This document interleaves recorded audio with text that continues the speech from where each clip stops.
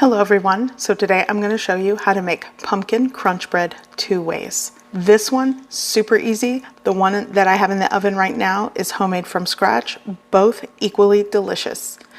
'Tis the season for pumpkin spice. Here we go.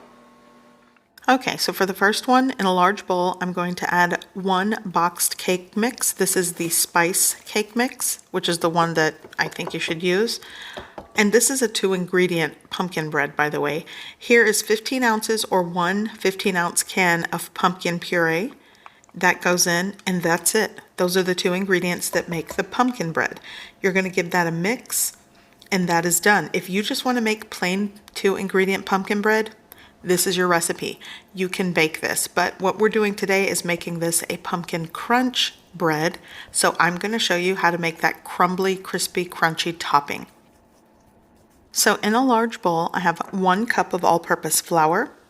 To that, you'll want to add a 1/3 cup of granulated sugar. I measured out a 1/4 cup, but I added the rest, so a 1/3 cup. Here I'm going to shake in around 2 teaspoons of ground cinnamon. You could add pumpkin spice, but I'm keeping this simple for my beginner cooks, or just keeping it very simple for people who just don't have a lot of things in their pantry to work with. Okay, 1 stick of cold unsalted butter. If you got margarine, look, I'm not telling anyone, use margarine. So I did a horrible job trying to mix this in with a fork, so I'm just going to go in with my clean hands. You know how I do things on this channel. Clean hands are the best tools in your kitchen, right? Okay, mix that, crumble that up just like this. And this is your crumbled topping. Pop it into the fridge until you're ready to use it.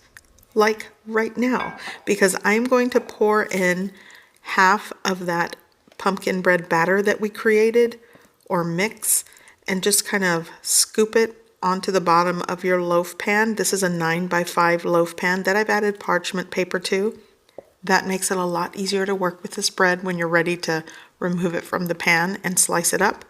Okay, so half of the batter in, you'll want to spread this on the bottom as evenly as possible. And once you finish doing that, you'll want to add half of the topping just right there on top. This is going to be kind of like in the center. And then once you do that, you add the rest of the batter. Careful when you spread it. You want to make sure you spread it on itself. Don't spread it while in contact with the crumble. Then it just kind of mixes in everywhere. Okay, so spread that evenly again as possible. And you'll want to scrape the bowl. I'll do that off camera. And once you do that, you'll want to add on again the rest of the crumbled topping. So comment down below if you are ready for the fall, because I am. Because I pretty much live life like it's fall all year. Okay, so that's going in a preheated oven at 350 degrees Fahrenheit for about 50 minutes. Now for the second homemade pumpkin crunch bread. I'm starting with, you can start with a 1/2 cup of sour cream. I sort of evolved to using plain Greek yogurt. This is that measured 5 ounces. Here I'm adding 1 1/4 cups of light brown sugar, and those were packed cups, and 1 cup of pumpkin puree. These are different ratios and measurements, but like I said, both breads are really good.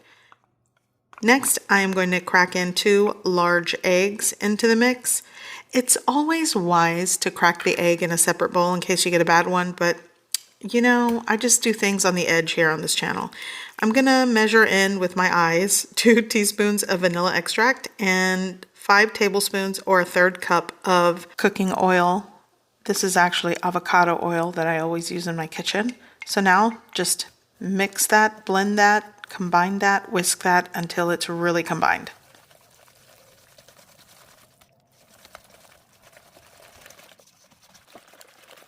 Now for the dry ingredients. I'm going to add 2 cups of all-purpose flour here in this wire mesh strainer or sieve. Next, I'm adding a 1/2 teaspoon of baking soda and 1 1/2 teaspoons of baking powder, a 1/2 teaspoon of salt, 1 teaspoon of pumpkin pie spice, and 1 1/2 teaspoons of ground cinnamon. I'm going to shake that in and make sure it kind of helps to just combine everything into the wet ingredients, and then you press out all of those little lumps of flour. Next, with a wooden spoon, I'm just going to combine this really well.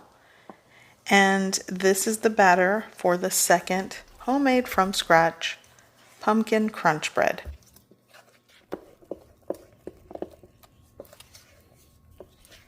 This is completely mixed well. So again, in a 9x5 bread loaf pan lined with parchment paper, I'm going to add half of this mixture.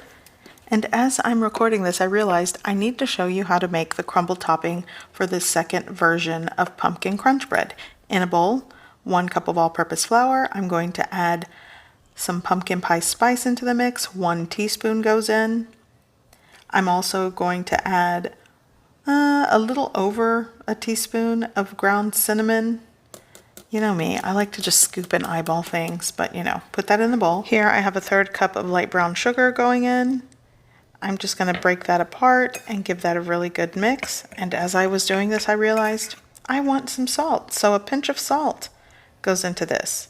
Like I said, just a different version of pumpkin crunch bread. Both are good. I'm going to add my 1 stick of unsalted butter, and I'm using a dough cutter or a dough presser. Yeah, pie crust cutter. You know, nothing but just official knowledge on this channel for cooking. Okay, so look at this. It's a consistent crumble, crispy crumble topping. So that makes the difference when you're using, you know, extra kitchen tools, but like I said, hands work as well. Okay, half of this batter went into my 9x5 loaf pan, so now half of that crumbled topping goes in. And it's pretty much second verse, same as the first. You add the rest of this pumpkin bread batter or mix right on top of that crumble, and you repeat the rest of that topping. So I've already started the baking process for the first loaf that we created, but this one's going to go in as well. Again, you'll want to bake at 350 degrees Fahrenheit for this one for about 1 hour and 10 minutes. So this is what it looks like. The first one is almost done, so I'm going to remove that. That one still has a ways to go. And check this out. The topping, even though I made that one with my hands, I kind of like how it's textured, not gonna lie. So you'll want to make sure you cool these loaves completely. I like to let them cool for about 15 minutes, and then I just carefully remove it from the loaf pan or baking dish, and you get that out of the way and just let it cool the rest of the way. But see, this goes so well with coffee. It's such a good take-along dessert if you want to go to someone's house or have guests over. It's very simple. This has completely cooled, so I'm going to slice into it to show you what it looks like. And I already know it's going to be good because I make this all the time. So just carefully slice into it.